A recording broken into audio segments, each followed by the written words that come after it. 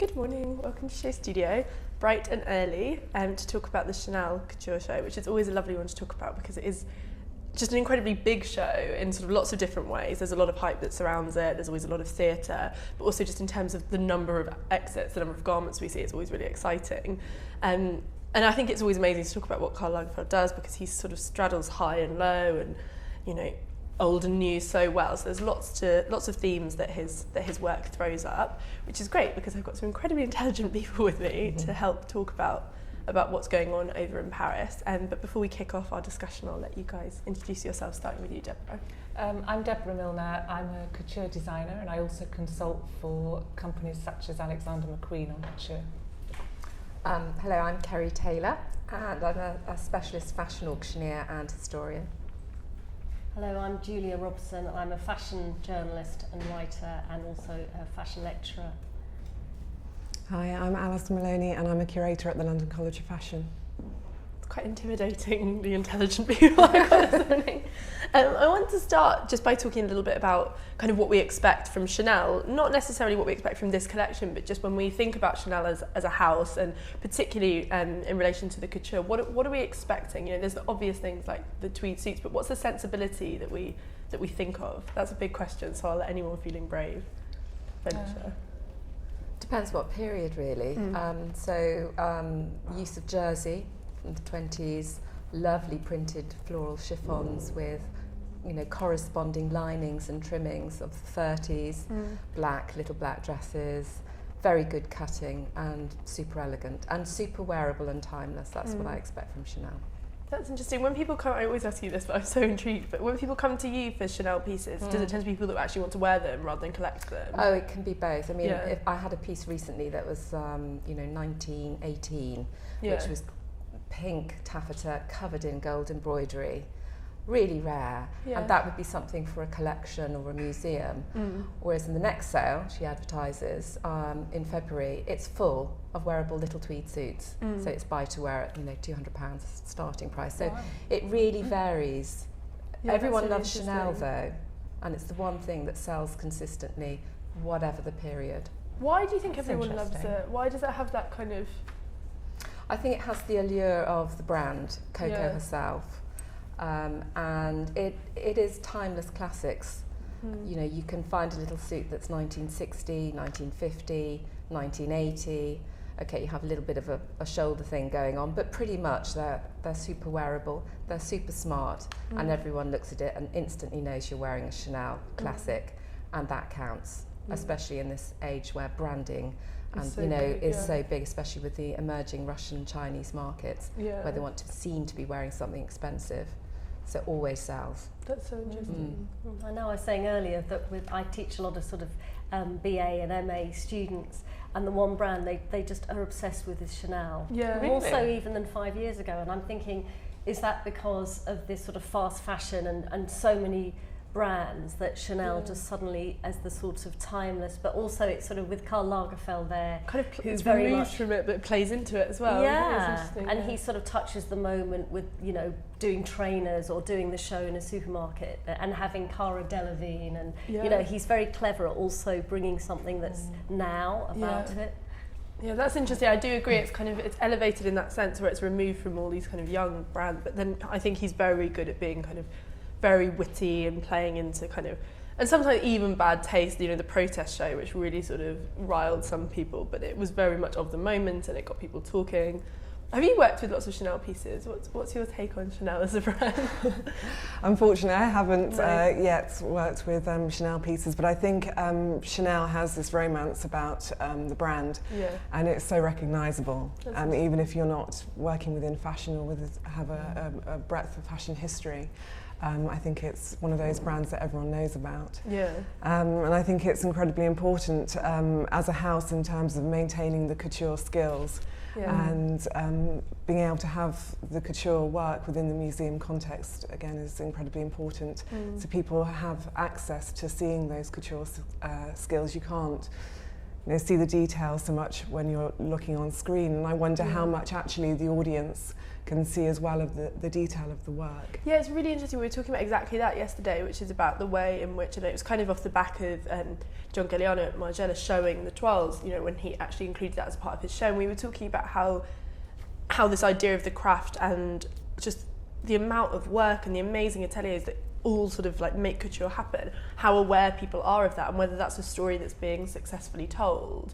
And I wonder if it does come across in the couture shows, because even with the Métiers d'Art show that Chanel do, that obviously is all about the fact that they've kind of brought up those ateliers and they're working with them and looking to sort of preserve them. When you see it reported, it's very much just about the look and the kind of the fun of it all. It's not about the craft. Do you think it's kind of an under-explained art? Well, I think it was, but I think people are becoming more aware of it, especially when you look at the couture in comparison to some of the ready-to-wear, and there is a very different look, mainly because of the use of handwork, I think. It's interesting because I feel in a way that it looks on surface level, it's interesting when you see it on a screen, it almost can look like ready-to-wear, which is what I find really scary, because I think, which is good in some ways, because it means, we were talking about this yesterday, is that a good thing or is it a bad thing? Because it means that couture is relevant, but then if you can't recognise couture immediately? I think you'd probably recognise it in the flesh, more or less, just because of the fit and the way it hangs on somebody. So I do wonder what the general public think when they see the images in the newspapers, because it's often about the spectacle and the backdrop, particularly with the couture shows and with Chanel. And I wonder if they really do appreciate the amount of work that goes into these pieces. And I think probably not the general public. Maybe I'm talking more about the fashion community as I'm saying that.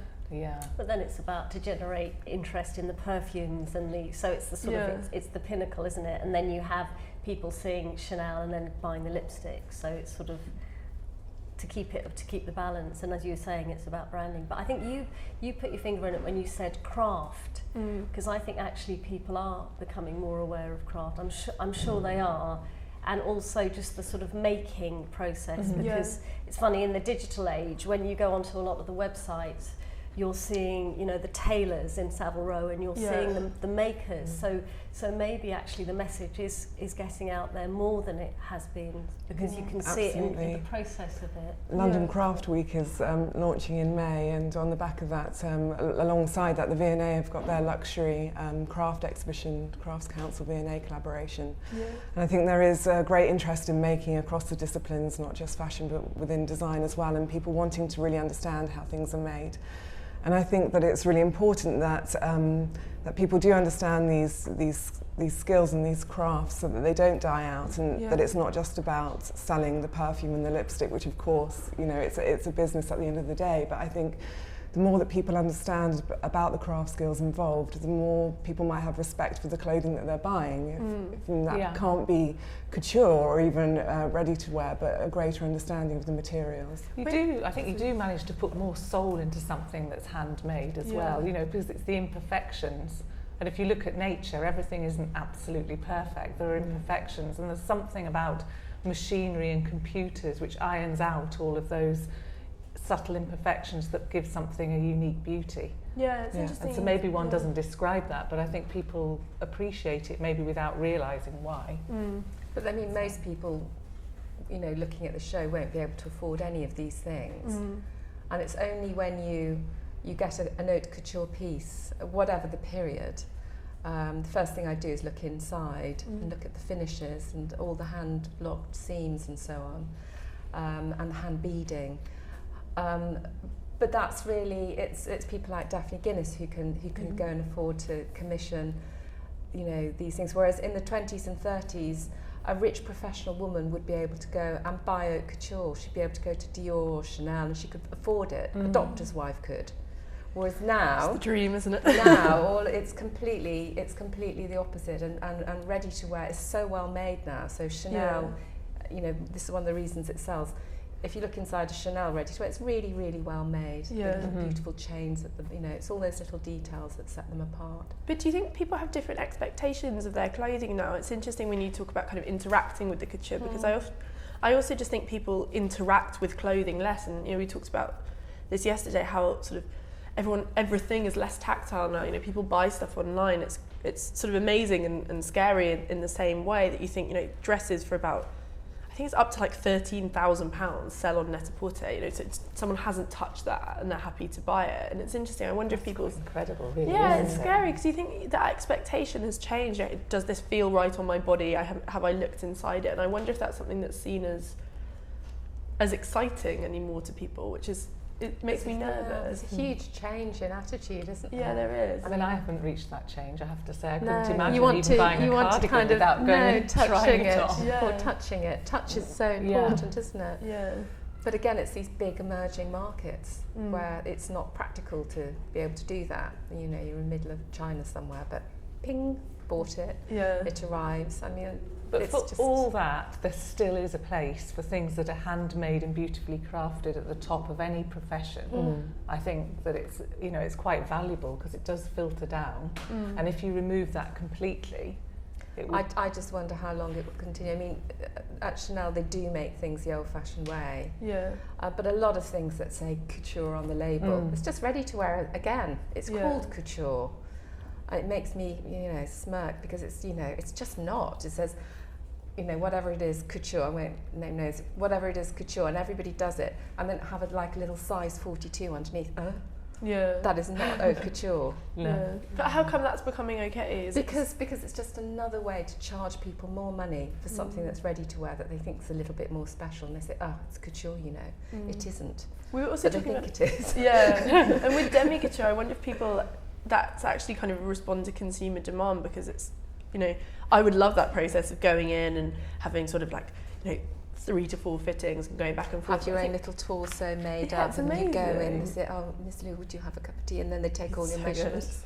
Really so good. But then I think other people don't, maybe people don't want that, they want it now, so they want like, you know, I wonder what will happen if there's some real trouble in the Middle East and all of the people buying from there aren't able to buy. Yeah, it's interesting to really think about that with Russia at the moment, and then it's really interesting. China, Russia and the Middle East. I think Brazil as well is interesting for that. But it's still more the Middle East. Yeah. It's 80%, I would say. Yeah, I used to work for an Arab newspaper and cover the Haute Couture shows. And people don't understand that that's actually always been quite a sort of traditional as well. It's been that, you know, Tom Ford was designing their abayas 25, 30 years ago. Right. So it's been that sort of, that's the major, you know, you get all these sort of Saudi princesses. There was once I was sitting in a Haute Couture show, and I noticed it was when iPhones first came out, and there was a sort of sparkle with this young girl who must have been, she looked to me about 14, and it turned out there was rubies. Not red sort of Diamante Swarovski, it was rubies on the back of her iPhone. And that's the sort of wealth that you're talking about. Which, I mean, you know, I have no problem with who I would make a dress for. I'd happily make a dress for anybody unless there was some real ethical reason not to. Yeah. But I just think it's worrying if you've got a massive proportion of your sales going to one particular demographic. I mean, that's quite... Are we seeing that reflected in the design though? Because I feel like the design has become, you know, there's more flesh, it's much younger. You know, Dior yesterday was so many midriffs and those thigh-high boots. You know, it wasn't exactly kind of like... But that's the design that goes out to the public. I mean, if you're having couture, you can afford to go and commission something based on an idea you like, but then redeveloped for you. Sure, that's interesting. Do you think, I'm interested also in this idea of pieces that are made kind of, you know, and almost only ever seen in an exhibition context. Do you think there's a lot of design, you know, I thought about it a lot with some of the kind of emerging couture designers and people, you know, like when Iris van Herpen first started, and it felt like couture had kind of had this different, there's so many ways, you know, measure the success of couture. It was about whether, you know, people were actually going to buy it and it was going to go somewhere and be worn, or about whether it was going to be sort of celebrated and displayed. Is that something, when you look at the couture, do you see it from a slightly different perspective as well, just as a garment that will be shown? I don't think I look at it necessarily from a different perspective, but there are a lot of pieces that do just go from the catwalk straight into a museum, which is the case across ready-to-wear as well. And that's why curators go to the catwalk shows as well, to see which pieces they're going to buy for the archives. And I think that, you know, it's really important to have these couture pieces within those collections, but I think it's also important that archives reflect the wider society and the lives that women lead and live at a certain period. And I know that certain archives have always collected couture, and that's the pieces which survive the longest as well, and they're not worn as frequently. And so archives are looking to try and buy up other pieces which reflect a wider society. That's interesting. How do you find that balance? You know, how do you, if you're going to all the shows, how do you decide what to buy? Would you go kind of knowing we need something from Christopher Kane, so we're going to go to his show? How does it work? I think there's discussions within the teams at the museums about what pieces they have, and I think that if a new designer is going into a house for the first time, like John Galliano, that would be a key collection to look at, to want to get those pieces into the archive. And designers, do they tend to be quite forthcoming with that? You know, would someone like John Galliano expect, you know, that one of the pieces will be given to the V&A, for example, or is it? I don't think people expect, but I think they would feel very honoured that their pieces are going to be within those collections, because they're going to be conserved. And kept in secure environments, and people have to request to go and see those pieces and make appointments, and you wear your white gloves, and so a ritual of going to see these pieces, and I think, you know, maybe they feel honoured or flattered. Hopefully it's not an unexpected thing. Definitely. Yeah. It's interesting because you were saying houses are trying to buy back their stuff as well. A lot of houses do, yes. Yeah. That's interesting. Obviously, I can't say which one. So a lot of houses do, and it's wonderful that, because it means that again, it's all part of their brand. It's building up that, you know, that reinforcing the heritage of their companies, and it's a useful design resource for whoever their designers are at that moment. They can do prestigious exhibitions. All it does is just sort of gild the brand. Well, it's interesting, isn't it? Because you say exhibition, and obviously Chanel are working on this big exhibition at the moment, and it's interesting because, you know, I was in Florence recently. I went to the Gucci Museum, and it was strange how kind of brands are even sort of, you know, you had brands setting up their own magazines, and now it's like they're setting up their own museums. Yes.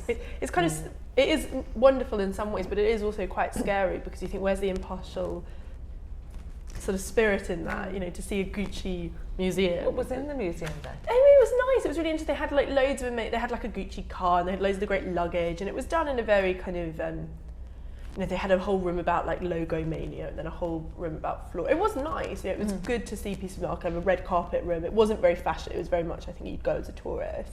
And they did have a huge proportion of the archive there, which they were really proud of. But then I thought, you know, how strange, because if that archive's there, then it's not going to be sort of shown in these. I don't know, I just found it weird. I just thought, you know... It's great. It is great, but then I thought I'd rather see like the Met or the V&A. Let's have more. But I don't want brands to got Gucci. Yeah, I guess it is amazing. And the other thing is that, you know, if a designer or if somebody's doing particular research, to go to one place where they have so much is wonderful. Yeah. I think it's wonderful. It's good for keeping those brands, that, you know, if they're all sort of dispersed, then you don't have that. But at the same time, there has to be a sort of balance, otherwise, I find that quite scary. Yeah, they might not be the best representations, perhaps. You might get something more interesting if you went to a museum. Well, you would. I don't know, Hermès got the most wonderful archive. Yeah. You know, Louis Vuitton got the most wonderful archive. Chanel's got the most wonderful archive. Dior has. They're fantastic. And I guess in a way how great that they're letting the public see and that. And people can, you know, access them. And you know that it's Gucci putting it on. I mean, that's kind of my concern with it, as you think. But I think that you go into these spaces knowing that is the case. And that I think it's really nice that audiences can have access to that kind of work in that archive, because when else would it be seen? You know, temporary exhibitions within museums might be on for 3 months, but then they're gone. And you know, you can go to that museum and you know it's always going to be there, and you can see those pieces. And they'll have a curator who just knows that one piece. You know, sometimes I'll have a piece and I think, not sure about this. You know, is this label right with this, or perhaps the fabric doesn't feel quite right to me, and so I'll consult one of the archivists, and they'll just say no, or oh yes, or and it's very useful. Whereas I could show that to perhaps I mean, I've seen a lot, so I mean, I have seen thousands and thousands of couture pieces. So if I don't know, there's no one here I don't think in the UK who could say yay or nay. But if I go to a specialist archive like Chanel or whoever it might be, Vuitton, they will know, because they'll say, oh yes, we did this strange thing, and here's a swatch. And I love that. That's one of my favourite things about houses' labels and how they change, and the little things they do for different years. I love that. That level of expertise is wonderful to have. It's the story they're telling as well, and also it's that sort of window of what was going on at that time. I've been to the Next Museum in Leicester,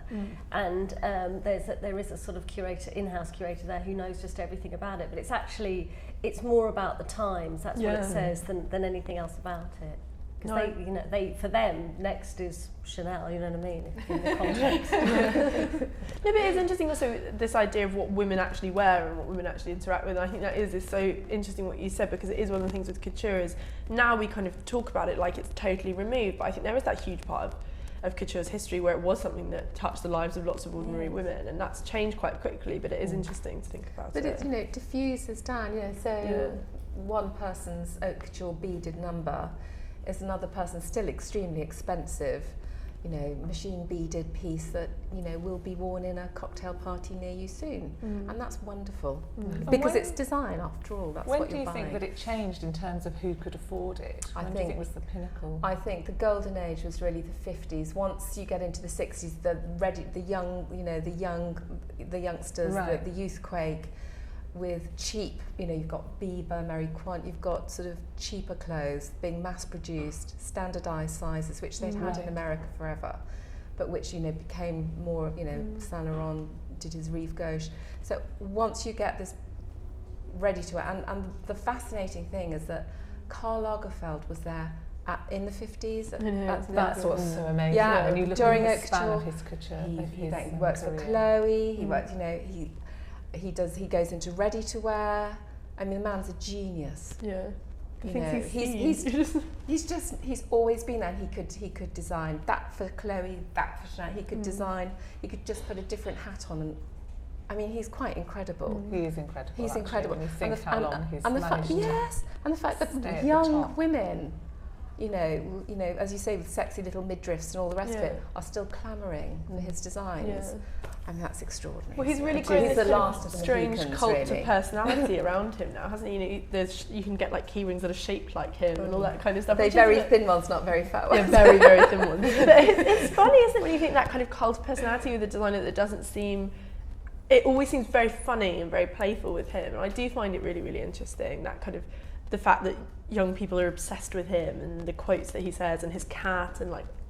as a character, it's really engaging. I love that you say he's always been there. Have you seen, there's a scene in The Shining where it goes back and it's the scene at the end with Jack Nicholson and it's his face and he's always been there. Because I think the students and, he has always been there. Yeah. You're absolutely right. I think that's one of the sort of pinnacles that he, but they're all, even now, everyone knows Karl Lagerfeld, even if you sort of, he is that sort of household name, isn't he? Yeah, I mean, from the white coats of, Givenchy and Balenciaga era, all the way through.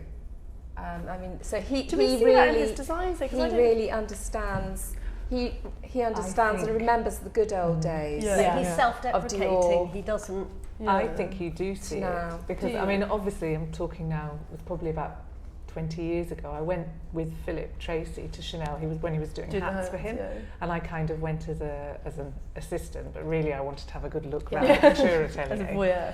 And I remember going to talk to Monsieur Paquito, who'd been there with Madame Chanel, and he was showing me how he put a sleeve in, and he said to me that he'd done, I think, 12 toiles to get it right in the fabric, which was just incredible. And so I think that tradition of making things properly and, well, really beautifully and putting the time in, I think that's continued. And also I noticed that there was nothing that was made in a fabric that didn't work for the design. So even if he's bringing in sort of new things for the shows or exciting fabrics or whatever, there's still a mainstay of clothing which is made in the perfect fabric for the design, which I think most designers are always trying to put an unusual fabric in, but you never get the result. Yeah, so that really impressed me. I think it's incredible as well how he's managed to really make his mark on the brand and people associate it with him, but yet he's very respectful to the history. And you can see back, Chanel and Coco Chanel through the work, but actually really made it his own. And I think that's a very difficult balance. It's interesting when it comes to selling, again, vintage. if it's Karl Lagerfeld, it's quite difficult. Whereas if it's Karl Lagerfeld, Chanel, everybody wants it. So it's this combination of the two, or it's Karl Lagerfeld for Chloe or whoever, or for himself, or using his own name, it's just not as desirable. It's this meshing of the two that makes it he has his critics, you know. He has a lot of people who, you know, for as many people who sort of fawn, there's also a sort of undercurrent as well, which is quite interesting. People who don't like him personally or don't like his work. I think just say exactly what you say. How come the Karl Lagerfeld label, you know? I see. But that's the same as saying, do you like Lennon and, you know, put John Lennon on his own or better as Lennon and McCartney? I mean, there's a certain magic with the two together. I think it is the meshing, isn't it? There's something in there. Sometimes that's how a creative partnership works, or creativity works. It's surprising though, isn't it? You know, why isn't it? I know, you'd imagine that actually someone that successful, or maybe it's the different ingredients. Like that Givenchy or McQueen actually, his own brand was actually more successful, where he was perhaps he felt more empowered.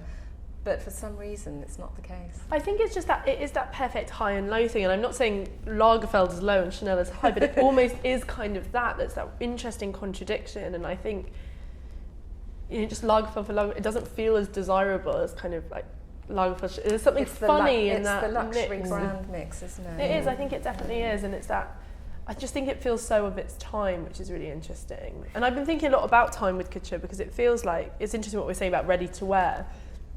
Because I feel like there was this long while where, you know, the reason ready to wear was so exciting and everyone talked about couture as kind of what's going to be the future, and everyone was a bit pessimistic. It was because genuinely the most creativity was within the ready to wear. You had Rei Kawakubo and you had Phoebe Philo and you had these amazing people who were kind of pushing ready to wear forward, and it felt like couture was staying put in a way, which is obviously the opposite of what it should be. It should be that that's where the real ideas are, you know, the laboratory of ideas, to quote Lecoir, and that wasn't happening. And I think how exciting now, because you've got the best designers doing Raf Simons, and now John Galliano, Karl Lagerfeld, and it feels like couture's really not just relevant again, but also like really exciting again. You do look to it now for kind of what's going to happen with moving design forward, whereas I do feel like there was a while where it was just about spectacle, and I think he's really understood that with recent seasons and really sort of played with that. Do you think that's also because the Haute Couture customer has changed? Like, it used to be the little sort of dinosaur woman sitting on her gilt chair, and now it is perhaps the Saudi princess who is, you know, younger, and she wants her sisters, and they're going to have all these weddings, and so she wants Raf Simons, or she wants Gaultier or something to be doing that. So I think what you were saying earlier about the sort of the youth element, and the young Chinese though, that's where the money is really. Oh, well, Russia's having a hard time at the moment, but it has been Russia. But the young Chinese buyers, I mean, when it comes to, again, vintage, they won't buy anything unless it's got a designer label. So it has to be, I mean, they go mad for vintage Hermes bags. I mean, ridiculously so. And it's that kind of youthful market, loads of money, maybe a bit unsure of their taste, want to show off to all their friends. So it sounds awfully snobby, this, but I don't mean it to be, but there's not that level of sophistication that you'd have with sort of you know, a mature, you know, soignée French lady. You know, it's I have lots of money, I want to buy it now, and I think the designers have to engage with them, so they need sort of oranges, bright colours. It's like, you know, you can get an Hermes bag in shocking pink. It will make 10 times more than something, you know, a Birkin, than say a black one.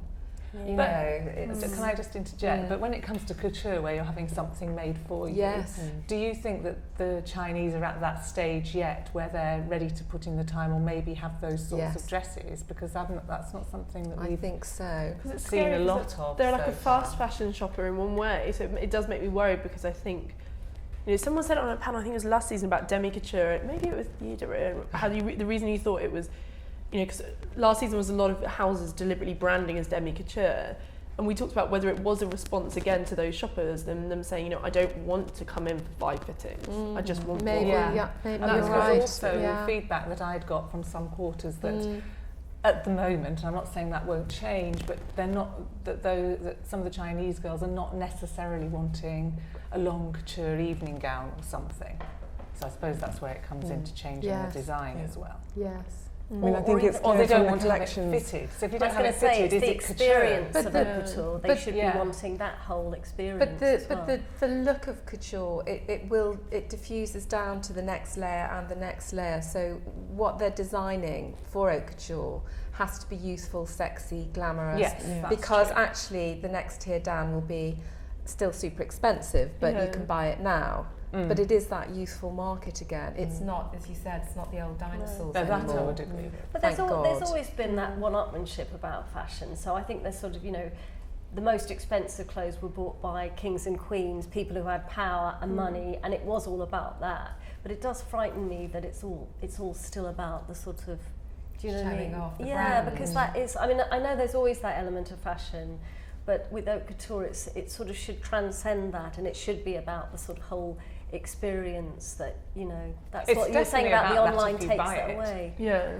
But if you come to have something made, it's definitely about the experience and not just the fact that you want this amazing garment. The brand. But I guess it comes back to what individual people's idea of luxury is. Yeah, completely. And if you have so much money that you can buy couture, maybe it's not a luxury to go and have 5 fittings. Yeah. Maybe Yes. As a ball. But then when it feels as light as a feather. Whenever you watch programmes about these wonderful haute couture customers who go back, especially in the sort of the 70s and 80s, but they say once they have couture, they just can't go back. I love that idea. I had a jacket made for me, like a suit jacket, and now I just can't wear. You can't wear anything else. I can't buy blazers from anywhere. It's like the perfect. It's so deeply depressing that because to I me can't is afford luxury, to do it again. isn't it? That's what I mean, what I find so shocking is that ready-to-wear is so expensive. Let's even forget haute couture. I had a dress. It was a group lot in a recent sale, and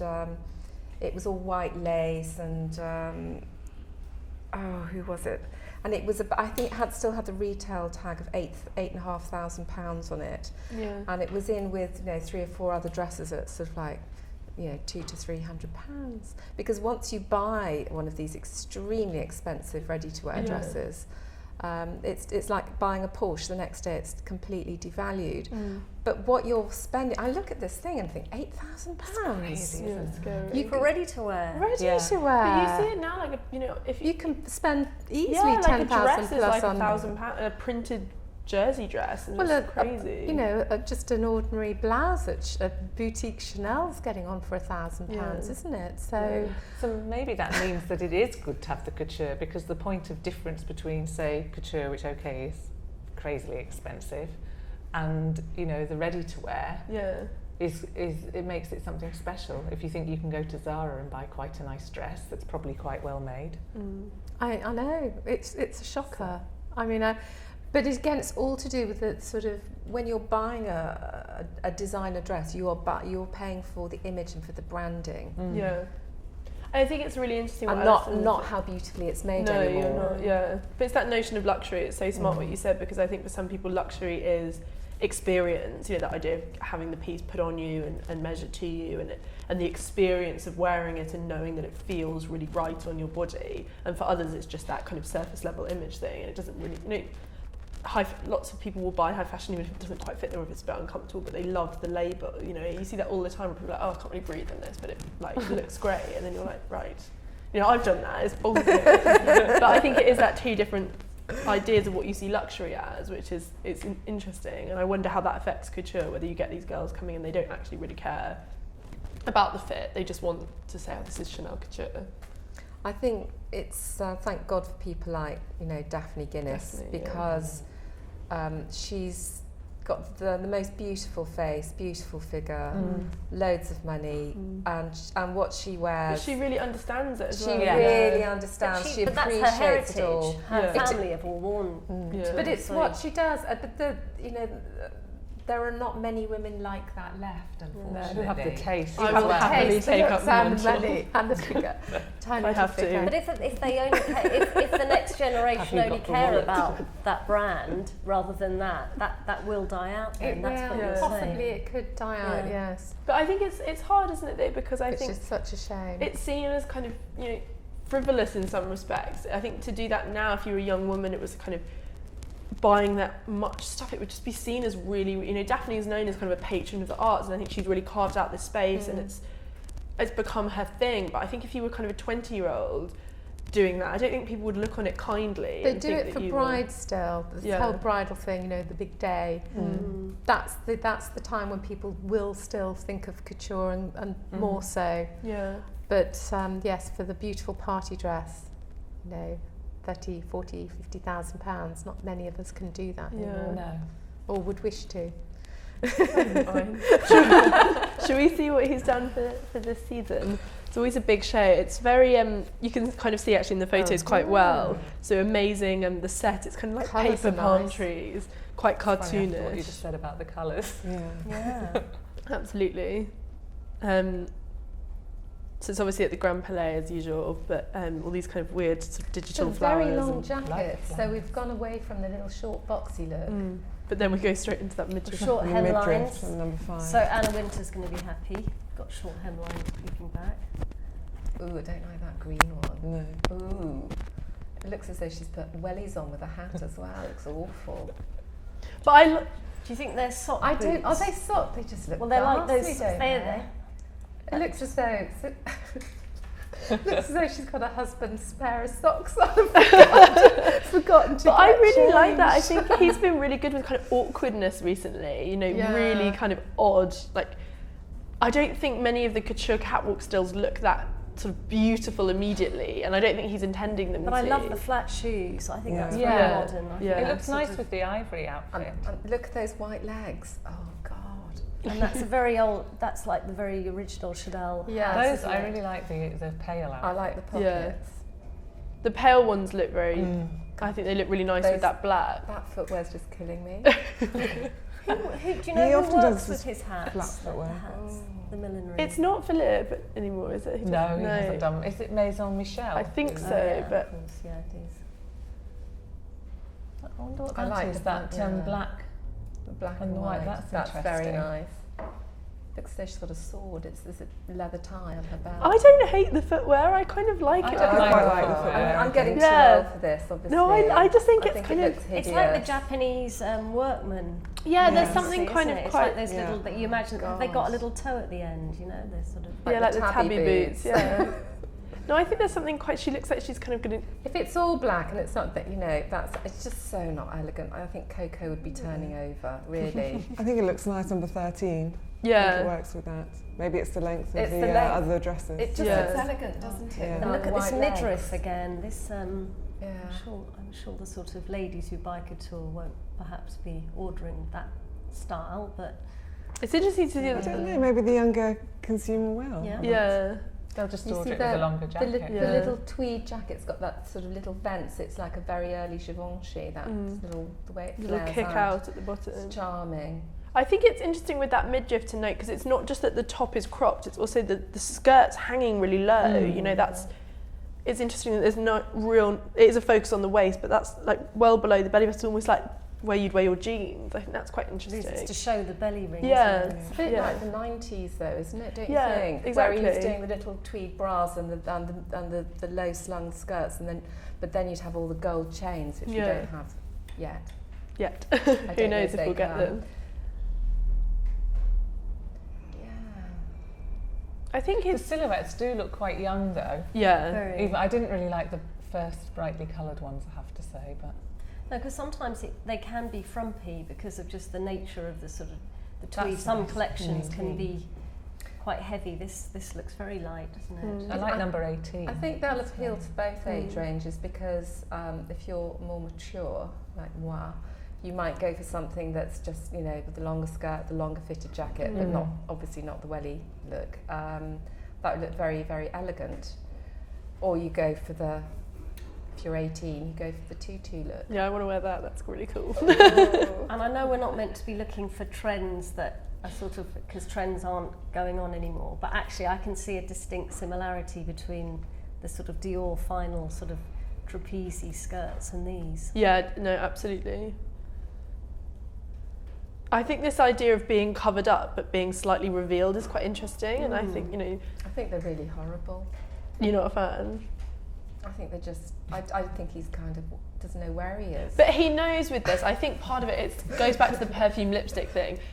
Every picture desk will put this as their look. You know, as on the front page when they're picking a look from couture, they're going to pick the one where it's a girl with a massive skirt with a crop top on and kind of be like, you know, it's just kind of a gift to getting the message out there. Yeah, absolutely. And there is this kind of irony to it.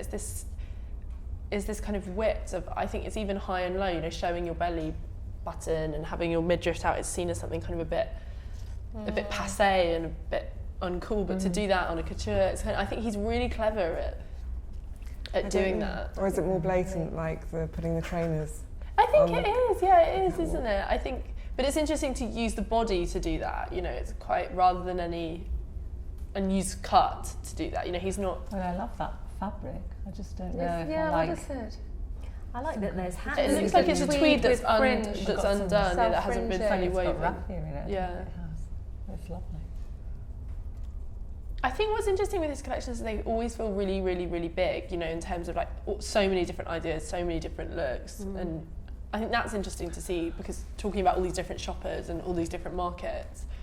I think also for a spring-summer haute couture, there's hats with every single one and they're quite wintry. They are quite wintry, yes. But I think that's that funny contradiction between a hat, which is seen as kind of quite proper and quite modest. So it's like you're wearing a hat, but you also have your belly out. It's kind of quite funny. I would see hats as the name for, I would see that as a really big deal in this, actually. That might be more wearable, affordable. The collection doesn't seem as tight or refined as previous ones. No, it doesn't. It's not as stronger as an idea. I know up close the flower theme is incredibly obvious. If you look really closely at some of the pieces, they really are kind of really covered in flowers. But well, she always liked to she'd take a print and she'd chop out the flowers and then she'd sew them all together like little rosettes, if you like. And so each one would become a three-dimensional flower. And she used it a lot for edgings. But I like that black one. It's something I like. Nice, yeah. Which one? 36. 36 is pretty. Without the boots. Without the. So I love. I don't mind I'm the boots. really on board with you. They're just dreadful. I'm going to go to Marks Spencer's and get some socks. Just get some men's It's socks. very, do you know what? It's very man repeller. Yeah. It's that sort of idea. Women God. love it, but actually the boyfriends and the husbands It's will just just. so I think it looks inelegant. quite historical. I think there's something quite I don't know. It's I just think It all looks like it's Cara Delevingne, if you ask me. Do you know, I think it's very. Do you know? I think it's very Chinese, Japanese. I think it's they'll love it when you look at the sort of Harajuku. Maybe he's and clever Tokyo and girls. that's who he's going for. Because it's not, Courage and Cardin did this lovely, in the mid-60s, these lovely little low boots. I've got a pair in the next sale, black and white. Yeah, gorgeous. And they are, interesting. and they're that cute level. Yeah. But they're very obviously a cute little minimalist, modernist, futuristic boot, whereas this really looks like your husband's socks. But I think it's kind of quite sweet because of the gardening theme, and they kind of look like they're sort of, out and about in the garden. Is that what it's meant to be? I think it's this sort of, There's something elf-like. functional. there's elf-like in it. I like the poppy. I like the poppy top. I think that's kind of great. They're a bit like Puck, that's a bit Midsummer, like being a little bit It's naughty. very Tower of London. I don't like that. Oh, the poppies, yeah. I like the cartoonish I love the nature of what he poppies. does. It's quite sweet. That's great. I'd buy that one. Oh, It's really strong. it's gorgeous. I think Even with the socks, you even too bad with the socks. you can forgive them with that. Can't quite. Yeah, we're into 30s, sort of big puffball. Love the flowers. See, that's very sort of almost sort of Comme des Garçons, isn't it? Isn't Yeah, it? I Like sort of beautiful. Yeah, 41's great. 41's really strong. 42's really wearable. Do those nice flowers too. remind you of the Chanel flowers? No, No. they're not as in your face. Chanel was never in your face. Chanel, her things were always It's really very subtle. impeccable taste, wasn't Yeah. it? It was the Wonderful, real very sort of- understated, and for her time that was right. 45's quite powerful too, isn't it? Yeah, With yeah, a it is. Really beautiful. peasant girl meets flower girl. It's wonderful. It's very modern as well. It is very modern. And they've got this explosion happening on the skirt. Is that painted and appliqued? It looks as though... It looks like the dye of the flowers almost leaking into the fabric, doesn't it? It's beautiful. I mean, it's sort of got to reflect what's going on with all the technology and the textiles and special printing. Printmaking. How much of the technology do you think they bring into couture, though? But that was what was interesting, I thought, with Raf yesterday, when he did all the plastic and all that. It felt kind of that interesting balance. This, I think, less so slightly. But I think that's a really interesting thing, how much technology and how much is craft. And because a lot of luxury actually started because it was innovative, so it would have been technological of its day, but now we have this idea that it has to be almost historical. It's interesting, isn't it? I think it should be both, really. Preserving or updating some of the old techniques and then seeing what you can do with modern techniques as well. Well, Schiaparelli always did that. I mean, she was the first to make dresses out of glass. Cellophane, and the zip fastener was a big thing, you know. But I think it's interesting, I think it's a mentality thing, this idea that this should be using historical craft. You know, if there was something kind of 3D printed in this, I think people would be like, that's so strange. You know, it's this... I know, but that's what everyone's talking about. But I think you could do 3D printing. I'm not saying, because I was saying before about craft, that you shouldn't. I think you should somehow mix the two. Or see if you can bring the knowledge from those crafts into the new technology. In that London craft fair that you were talking about, they are going to have gold fur. So it's actually manufactured, you know, it's like, but it's made of gold. And that's the sort of like the old and the new. Yeah, that's interesting. That sounds amazing. I know. What sort of codes of the House of Chanel, and what periods of Chanel are we seeing reflected in this? Sort of, if we're trying to find... Well, 53 is your, that's the new Chanel emerging after the war with the little boxy suits, that's being defined there. 52, it's a little black dress, it's quite difficult to see the picture.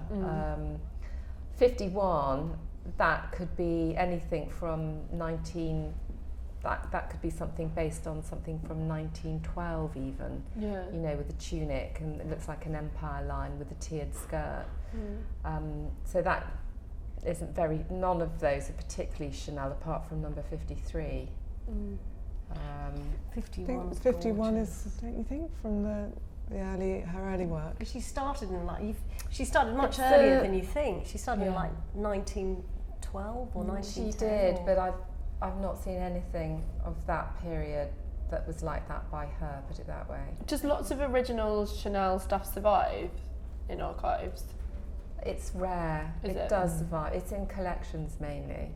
Although having said that, I found a really beautiful gold lace in a village in Dorset not long ago. Just in someone's hat, someone owned it. She bought it when she was a student nurse to wear at a party. For 50 quid or something.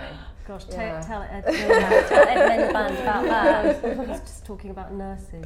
It's amazing. So she did very well. Oh, wow. And what could you sell something like that for now then? Unfortunately, it had been altered. I think made about 5,000. Right, even altered. Yeah, but if it hadn't been, you know, it's 10,000 plus. Yeah. Which is a bargain when you think about what you pay for modern ready-to-wear. Yeah, that is the point. I like 57. It's like a tube top. It's very me in the 90s going to a disco. I think it's very me in the early 70s. That one. God. It's not considering. Would you normally find like red carpet type outfits, or not really? Perhaps they must be at the end. Surely. I think at the end, but I do also think I can imagine some of these like 58. That wonderful one with just that black and white one that you were saying earlier. That would, I guess. And it's all very 3D as well. That sort of the applique. It's a bit twee, which I quite like. You know, this kind of. I think it's interesting to see him do something that's so kind of like almost like oppressively and cartoonistically feminine after he's just done that kind of protest show where it was all, and now this is very much it's a pendulum swing. They're very dressed up and they're very kind of, you know, deliberately objectifying with the little hats, are quite doll-like. But they're not mannish and they're not androgynous. No. Womanly, aren't they? Are those flowers in the checkerboard skirt? Yeah, it looks like big kind of roses turned into a checkerboard, which is beautiful. That's beautiful, isn't it? But I think it's interesting to do that. You know, it's interesting with the Prada show, with the men's show, where they put all the women in. But then the wardrobes were very distinct. It wasn't androgynous. You know, it was all about gender. But then women wore very female clothes and the big bows. What are those belts? You know, they look a bit like. Is it just a very long leather It just looks like a very long ribbon, almost, doesn't it? Because that's throughout the collection, isn't it? Yes. In this colour palette, there's lots of the pastels and very feminine. Very feminine, yeah. Yes, there I'd was love the to bright know colours how at the beginning. You know, at the end of the show, when everyone dashes backstage, that would be a good thing to say. What's the dangly bit about? Yeah. And it would be something very conceptual that you'd come up with, or something to do. It with could be a a medieval girdle or something. Yeah. It's very feminine, isn't it? It is really, really feminine. And very girly. I suppose the thing with having so many pieces, you can afford to have a few that didn't work quite so well. Yeah. Because there's so much else that works Exactly, really well. and you're showing off all your different techniques. It's interesting to think, you know, there's always kind of the looks that come to symbolise that collection. You wonder, for this, it's obviously going to be one with the midriff, with the longer belt, with lots of flowers on the skirt, with a kind of... It's lovely, those are beautiful. And I can't see a Cara Delevingne amongst anyone, which is quite nice.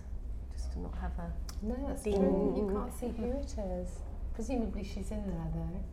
Oh, I bet she is. You'd have to. The bride had like an arm. You can kind of see that she had like an army of gardeners with her. So she had all these boys. Oh, there he is. It's quite a conservative bridal look, actually. Yeah. Given, It's you know, really I nice, actually. thought he'd do a bride with a midriff out. You know, we had the pregnant bride, and then. Oh my word. Yes, you see it's moving away from the whole sort of Kardashian-ism, isn't it? It needed to, didn't it? I think it did, yes. It is interesting to see it so girly, though. I wonder. Well, that's a very we just did a project on Show Studio called Girly, which is all about how the younger designers are doing the stuff that feels kind of very feminine. It's interesting to see that. It is, isn't it? I'm just saying that's the Cara beanie on number 5. Yeah, like flowers or something. The hats are great. It's a shame with these stills that we can't see more of the backs of the dresses and the details. Backs, Yes, I'm intrigued by that belt loop hanging. But I think it's this thing of it looking slightly undone, and it all does look a little bit kind of thrown on. I think the belt adds to that sense of it not being too precise, not being too perfect.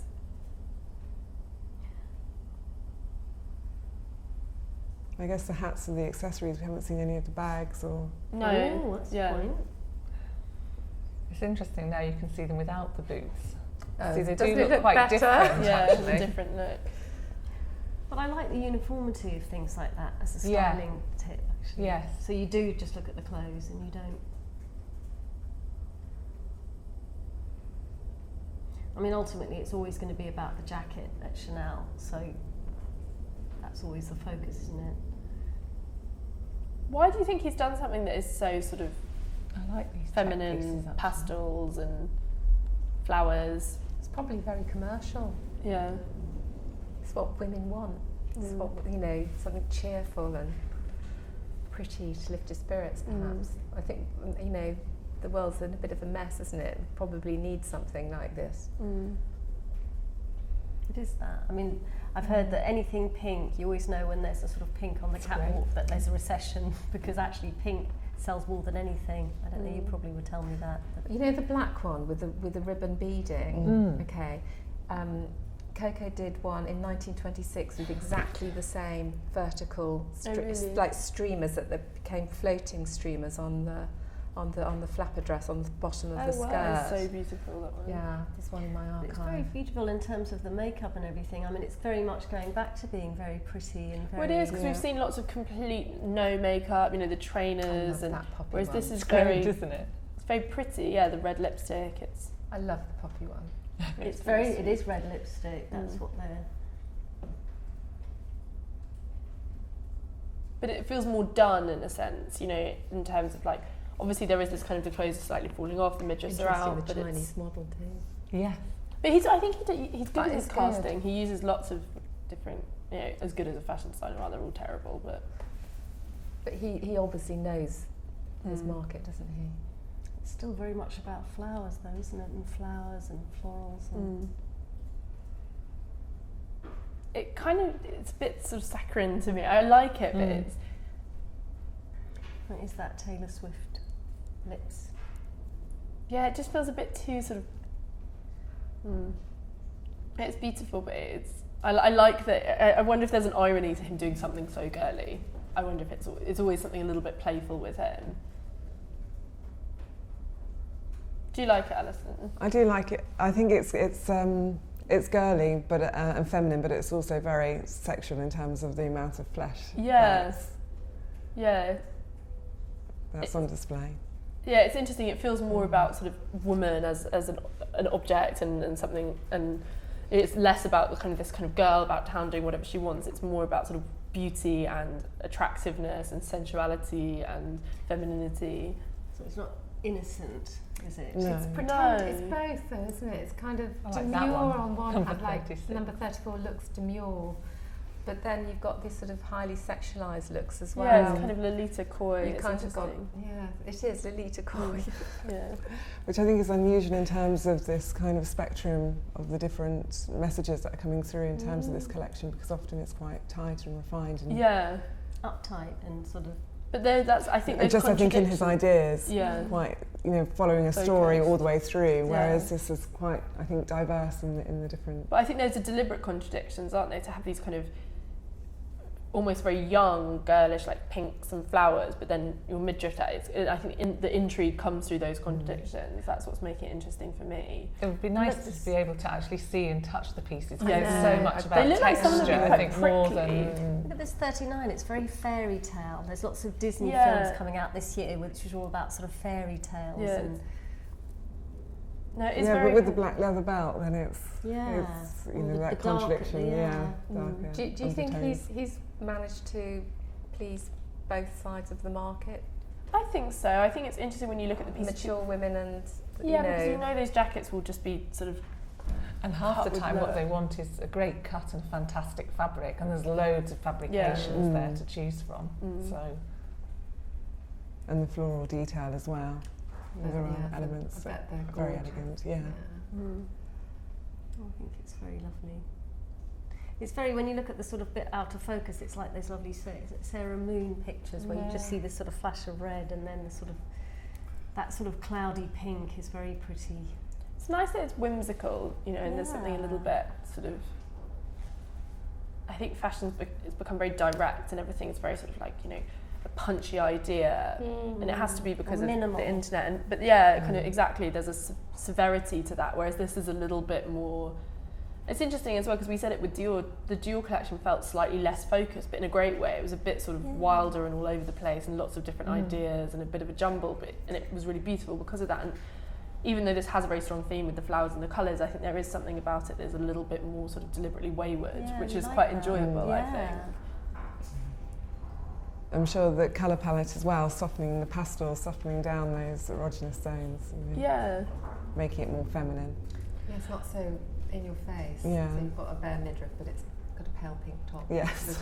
There's a lot of wearable pieces. I mean, even if I don't like some of it, there are a lot of wearable pieces that you could see selling, or you could see, people liking. But I bet if we watched it also with them moving, because those models will have been able to walk. And so I think that will come across with, it is wearable. Even just have her little top in 43 with that open back, and you can imagine that sort of flapping out. It's very beautiful.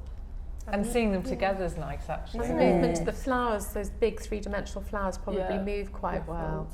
Yes. Can you imagine wearing one of those, though? So can you imagine you've got this great big bouquet here and this great big bouquet here, and you sort of, can you imagine going to a wedding or something, you're sitting there? No, but you would sort of flutter, and you'd become a sort of moving installation, wouldn't you? As you sort of. You would definitely be a move. I love the poppy one, I have to say. But it's interesting to think, last season we had concrete embroidery. He did concrete sequins, and now we have these. Was it actually flower. really made of concrete? It was made of concrete. These incredible. Oh wow! And it's really interesting because that was so brutal in a sense, And then this is kind of completely the opposite. And I love how he does that. He flips things on its head. I think that's really great about it, is that it's kind of like... Because it's like vulnerable and fleeting, and maybe we're celebrating the moment, and because of the sort of time we're in and the scary time we're in, there is a real escapism about this. I think it is about escapism, but I think it's also about reclaiming and doing something that is incredibly feminine, and this this idea that androgyny isn't more progressive than feminine, than sort of traditional femininity. I think that's quite interesting that designers are playing with that. There's definitely something in that. I think it's really very modern, and the backdrop as well. Useful. It's, you know, he didn't go for this obvious sort of floral forest live flowers. It's this very stark cutouts from what I can see. But there's something quite childish about that as well, a bit handmade and like a bit haphazard. As I say, throwing things together that don't quite work, but that's kind of how people are dressing. There are a few good museum pieces in there. You know, you could see some of these really bold florals that people probably wouldn't wear, but they would look wonderful in the glass cabinet. You've got your eye on the poppies. I have. Would you wear the poppies? I quite like the poppies. Nobody would want to come near me in it. I mean, it's kind of... It's interesting. What do you think reaction to this will be? Because obviously he really riled people with the protest one, and this is almost deliberately not offensive in any way. I was going to say, how could you not really like? Yeah, but that's kind of what he's playing into. I think, you know, it's very appealing and it's very pretty and it's very soft. But it's saccharine-y, isn't it? Yeah, there's something a bit sick about it. For me, it's too sugary. Yeah. Apart from the poppies. I probably wasn't so keen on some of the proportions, I'd say. No. But I can see that it's, you know, a very youthful approach, which is probably a wise move. I think it's very youthful. I can see young people really just thinking, wow. Yeah, I can as well. But if you look at kind of the designers that young people get obsessed over, it is things like Medium Kirchhoff and Simone Rocha and Ryan Lowe. There is a real girlishness to them. You know, there's lots of tutus, lots of pink, lots of flowers, lots of kind of sensual because they're sheer, but it'll be a big skirt and baby pinks, and you know, which is this, exactly what we've seen here. It does feel very sort of tapping into the zeitgeist in that respect. It is a bit sugary pink for me. Is it that sort of thing? Yeah. The infantilization. I mean, what I like about Chanel is the androgyny and the heavy fabrics and the suiting, and which is why I like these boots, because exactly. Imagine if they'd been in heels or something, it just would have looked awful. I know, it would have looked much better. I think it would have looked a bit prom-like. Yeah, it looked a bit, exactly. I think the boots give it that edge, and I think if you take those away, then it becomes something more obvious. Yeah, there's still that kind of darkness to it, which, you know, the beanie, those shoes, the fact that some of them are quite a little bit awkward. I think that's what he does so well, is keeping things... Yeah, just like you always feel like he's kind of in control of it, that it's very deliberate, you know, everything. I like that about it. Yeah, it's a bit too pink for me, but it's very pretty. And what do we think this says for the future of Chanel in terms of what trajectory do you think he's on now? Can you predict him, or is that his sort of beauty that you don't know where he's going to go next season? Well, I think the big thing is that he has been doing this masculine-y sort of, which is very Chanel to always do that sort of thing, and this is just sort of going off on sort of tangent, which I think is quite interesting. But pretty summer sells. But I think this whole gardening and the florals is maybe just a seasonal. Yeah, I would say so. He'll just flip it carry on. That's what I'm thinking. I don't want to say it, but it's just amazing. Yeah, because he can really. But I think this is probably a very sellable. Gosh, I would think some of those jackets are absolutely sensational. I really do. And I think they'll absolutely sell to a lot of the Asian market as well. I think they'll think they're amazing. The colour palette especially. I like the hair. It's interesting, you can see it in that back, how it's kind of plaited at the bottom and coming undone. I like that idea of a kind of a girl in a forest. It's very, you know, when you talk about couture in a traditional sense and you talk about, you know, the girl running through the forest and this and that, it's kind of almost playing into these kind of like and Red Riding Hood. Yeah, obvious ideas of couture, and I think that's quite funny. And you know, everyone's saying, you know, couture is becoming so relevant. It's becoming less about the fairy tale and the big puffy dress and the Disney princess dresses. You know, it's not about that anymore. And then he's kind of come back and done that and said, well, no, it can be, and it can feel really modern. I kind of like that play. In terms of the colour palettes, I mean, I think it's quite interesting, the pastels for the Asian market. I mean, is that? I would have thought it would be more the vivid, bright colours that would sell. I think these will sell really, really well. And yes, you know, the sharp pinks and things do. Pinks, mauves, purples. I think the sort of harder reds and things less so. Dark purples. I think these are really saleable. And it's interesting what you're saying, Deborah, about how much he does. who could replace him there? And it's awful to talk about that because he's obviously not going anywhere. But like, who could take up that mantle? It's terrifying to think about it, isn't it? Oh, you don't want to think about that. No, we don't. Yeah, it's scary. I suppose he's obviously got loads of energy to keep going. Yeah. But, I think that did come up last season about the sort of the baton changing, and a lot of designers were coming to the end, and Oscar de la Renta and all that sort of thing. But I think people, it's almost like it's too horrible. It's like thinking about what happens when your grandfather or your parents go. You just don't want to think about it because it will be a big deal. And he looks great, doesn't he? He looks like he's got the energy to keep on going. But then you wonder if one day he'll just be like, I'm done. Like, you know, it's just that thing of Yeah, I could imagine him doing that rather than carrying on to the... wonderful? Yeah, he doesn't look like he's doing doing it. it. He's always looked like that. He's sort of, you know, he's sort of...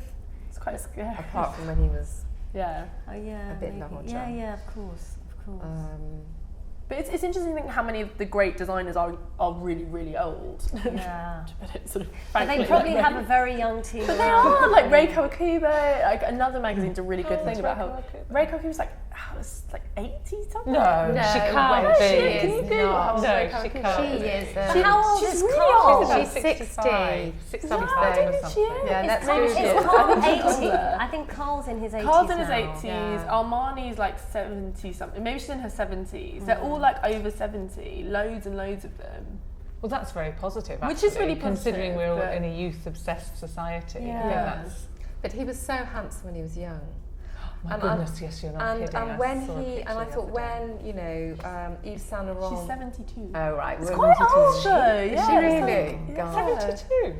She's lucky. And she's how old's Japanese. Yoji Yamamoto? He's in his 80s. Sorry, Yoji's never. He is. And he's But still a black belt Armani's in they're all karate. really old, they're all like over 70, and I think it is amazing, but it is scary to think that all these amazing innovators are I know, but you talk to young students and they think some people who I would think are quite young designers, they think they're really old. I know. Like go to, oh, he's so old. You're like, oh, he's a, you know, the enfant terrible. I mean, I heard some of the interns saying, yeah, she's quite old, she's 30, and I'm like thinking, what?